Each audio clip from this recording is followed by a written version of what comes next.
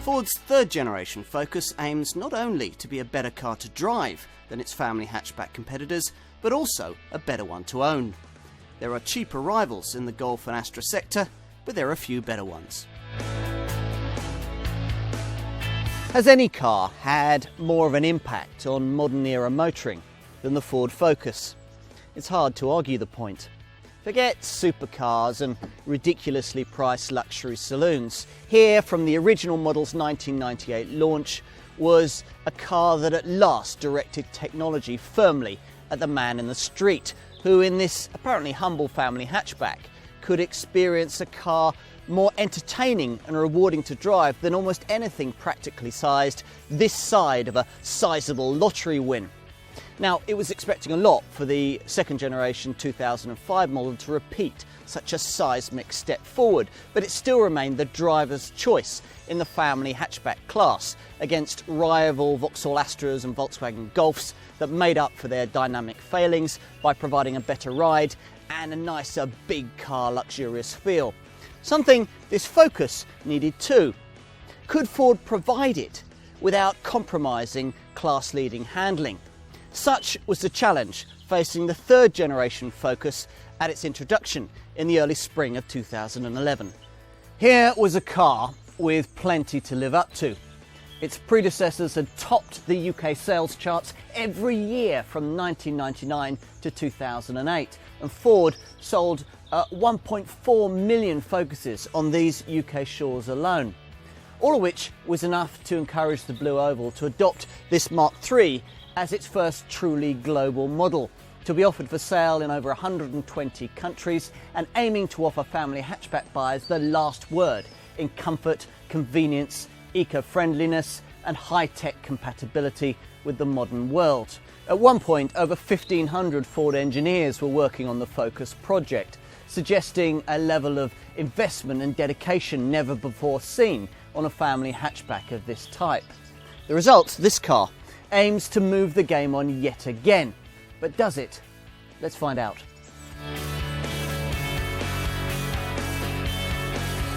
So, fire the engine, move off, and what's it like?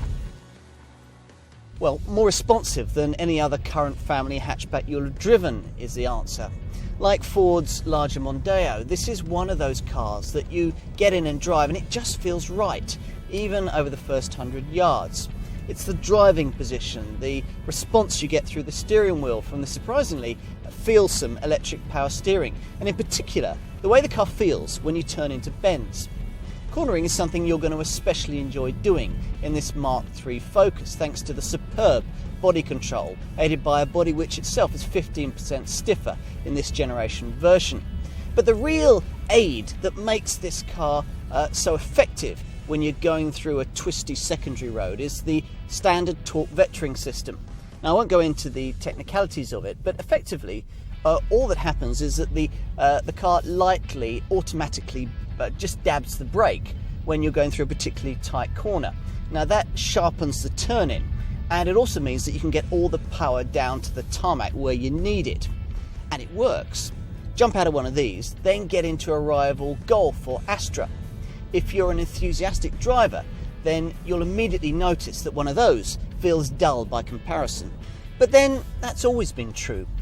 Where both of those cars used to make up ground on this Ford was in terms of ride and refinement, something you can enjoy every day rather than on just those odd occasions when you're in the mood to throw the car around. And it's here, in this model, that the greatest improvements have been made. Ford's engineers have retuned the clever control blade independent rear suspension to offer the kind of ride quality that would now shame many more expensive luxury cars. Yet they haven't achieved this simply by softening everything up. There's still an immediacy to everything this car does that makes you want to drive it. Now, okay, it's still not quite as alert as the original Mark I Focus, but I think most owners would gladly trade that for this car's day-to-day superiority. An option is Ford's PowerShift 6-speed dual-clutch automatic gearbox, complete with a gear stick mounted rocker switch for manual style changes that's a bit fiddly and most owners will probably ignore. But if you think that a dual clutch automatic transmission able to select your next gear automatically before you've even left the last one is high tech, then you're going to be positively astonished by the whole raft of electronic wizardry that Ford has engineered for this car. Depending on the options boxes you tick, it can automatically stop you driving into the car in front, alert you if you're drowsy, stop you veering out of your lane on the motorway, alert you if there's someone in your blind spot when you're overtaking, read and display speed limit signs as you pass them, and even automatically dip your headlights for you at night. And there's much, much more. And under the bonnet, well, perhaps inevitably, the more interesting engines lie at the pricier end of the range. The 1.6 litre 150 PS petrol EcoBoost Turbo combines impressive efficiency with rapid performance, rest to 60 occupying 8.6 seconds on the way to a top speed of 130 miles an hour. Ford has also upped the stakes in the diesel market too, with now not one but two choices at 2 litre TDCI level, a 163 PS unit joining the existing 140 PS variant, and that 163 PS range topper gets from rest to 60 in 8.6 seconds on the way to a top speed of 135 miles an hour. But what about the engines that most Focus customers will actually end up buying? Well, they're nearly all 1.6s. There's a choice of a couple of TI VCT petrol units developing either 105 or 125 PS, or a couple of 1.6 litre TDCI diesels offering you either 95 or 115 PS. Now, all of those normal 1.6 litre engines, petrol or diesel, they'll pretty much all get you to 60 from rest in about 12.5 seconds, which will be adequate for most customers. And the car will feel quieter than its predecessor too, thanks to reductions in cabin noise that Ford reckons are as much as 1.5 decibels in extent, and that's quite significant. That's something that's further helped by a more slippery 0.29 CD drag factor. In almost every way, this is a more agile, interesting piece of design than its predecessor.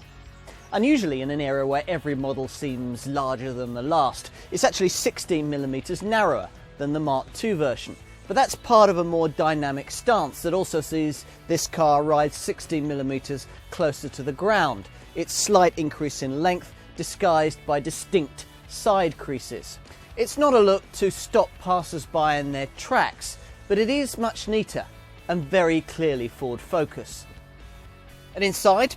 Well, the other day I sat in the second generation version of this car before getting into this one, just to get a feeling for what owners of the previous generation model will feel graduating up to the Mark III Focus.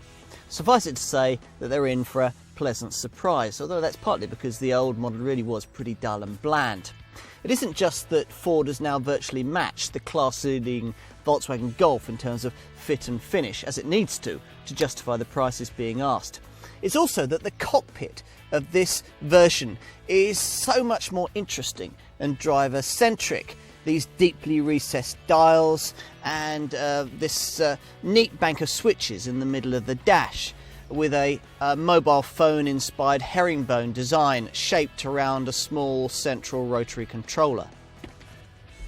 Better still, there's a near-perfect driving position, with the driver's seat at last positioned in a lower, more road-focused stance. You'll need plenty of time with a handbook, though, to get your head around all the button options on the steering wheel.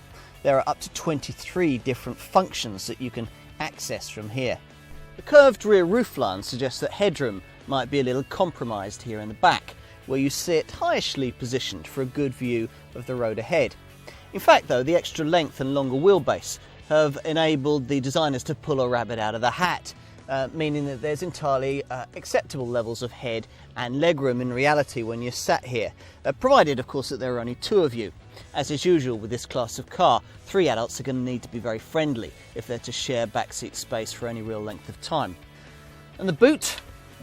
Well, the space provided is less than you'd find in an Astra or a Golf, but the 277 litres on offer should be enough for the needs of most customers, and of course you can always extend it by pushing forward these split folding rear seats to free up 1,062 litres of totally flat loading area. Beyond that, there's always the estate body style, or indeed the C-Max Mini MPV.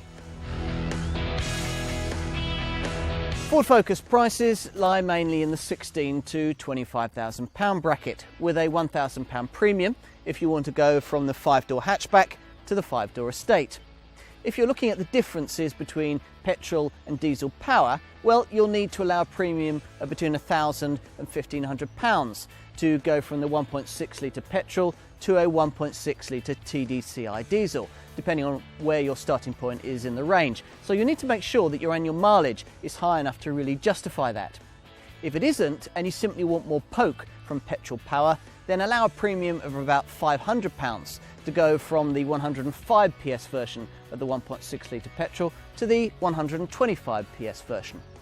But what about if you want something more sophisticated than the basic 1.6 litre petrol and diesel engines under the bonnet of your Focus? Well, I'm afraid that's going to cost you a little bit. The EcoBoost 1.6 with 150 PS, that's a petrol unit, or the 2 litre TDCi diesel with 140 PS, for them you'll need to budget up to and around the £20,000 mark. Now, these kind of prices really see Ford pitching this car very firmly at what they see as its two closest rivals, Vauxhall's Astra and Volkswagen's Golf. So how does it compare compared to those two alternatives? Well, in terms of petrol power, you're looking at paying around the same for a basic 1.6 litre petrol Focus as you would for a comparable Astra, and a little less actually than you'd pay for a comparable Volkswagen Golf. But further up the range, with pokier petrol Ford Focuses, the cost is a little higher than the alternatives, but then you do get a little bit more power. In terms of diesel, this Focus stacks up perhaps rather better. You're looking at a saving of £600 to £800 on a comparable diesel Astra throughout the range, and there's also a saving on pokier diesel Golfs. Ford would do well though to remember that there are other alternatives, very accomplished ones, in this sector. Names like the latest Citroën C4, the Fiat Bravo, the Honda Civic, Mazda 3, the Peugeot 308, the Seat Leon, and the Toyota Auris spring to mind. Mainstream Focus body styles these days are limited to the 5-door hatchback and a 5-door estate, unless of course you count the C-Max Mini MPV models, which are basically the same underneath. Now, whichever Focus model you choose, it's highly likely, like this car, to have a 1.6 litre engine under the bonnet. Units of this kind of size are all over the place in the Focus range, with petrol people choosing between 105 and 125 PS 1.6s, plus further up the range a very high-tech EcoBoost 1.6, which can develop up to 180 PS, but which you're more likely to find in the UK in 150 PS guise.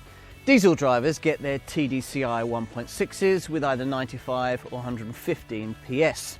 If that's not enough, there are also two 2 litre TDCi units developing either 140 or 163 PS.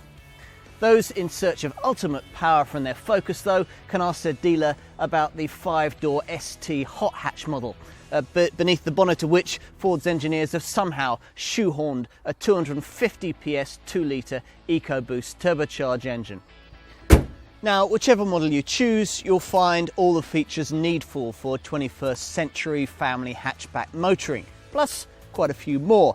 Standard kit across the range includes air conditioning, a trip computer, remote central locking, electric windows and mirrors, plus a decent quality CD stereo with DAB digital radio and USB plus Bluetooth connectivity.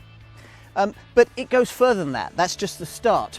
Selling this car in over 120 countries around the world has enabled Ford to use economies of scale to its advantage and introduce a whole raft of electronic features previously limited to much more expensive cars. Now, most of these are on the options list, but grouping them together into packages has enabled the Blue Oval to make them relatively affordable. Now, first up is the driver assistance pack. It uses a forward-facing digital camera mounted up here just above the rearview mirror, and it's able to scan the road ahead and vibrate the steering wheel if you unintentionally veer out of your lane on a highway. It also incorporates a lane keeping aid that can even steer the car back into the lane if you don't respond. Now, the same technology is also able to monitor your road movements and detect whether you're getting drowsy, and if so, flash warnings at you to stop for refreshment. The same camera is also used to detect road speed limit signs and display them on the dash as you pass them, and it can even detect oncoming motorists at night and automatically dip your full beam for you.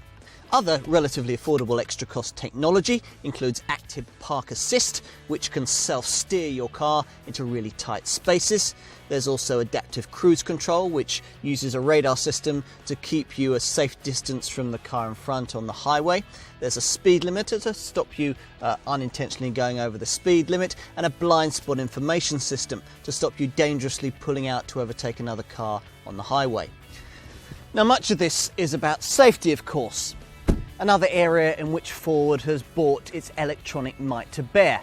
So, as well as the twin front, side and curtain airbags, ISOFIX child seat mountings in the back, pedestrian-friendly bonnet design and ESP stability control that you'd now hope to find in this class of car, Ford has also introduced a low-speed safety system borrowed from Volvo, which uses an infrared laser to constantly scan the road ahead for objects.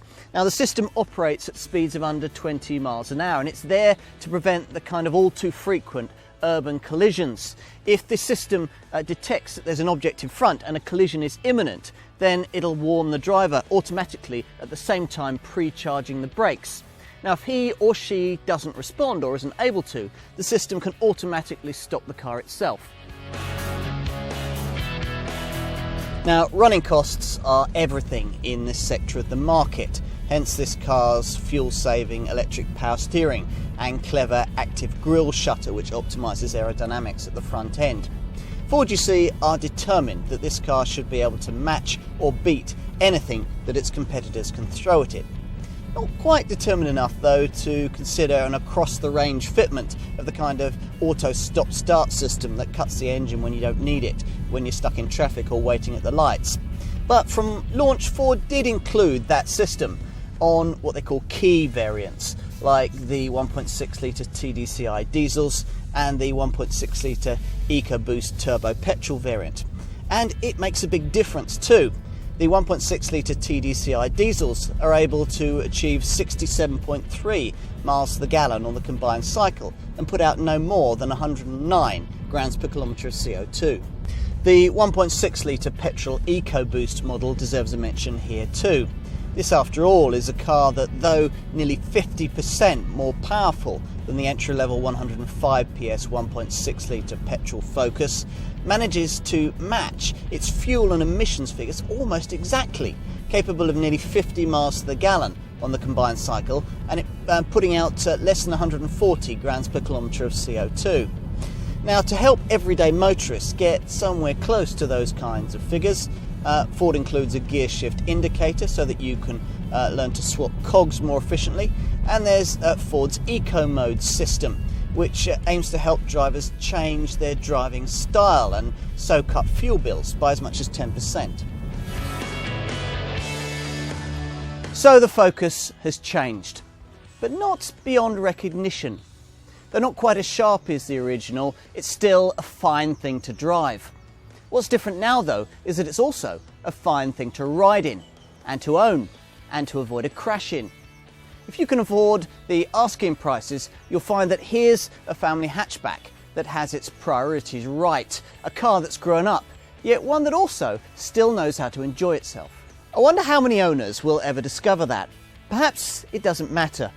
This Mark III model does, after all, no longer depend solely on handling supremacy to justify its position at the top of the sales charts.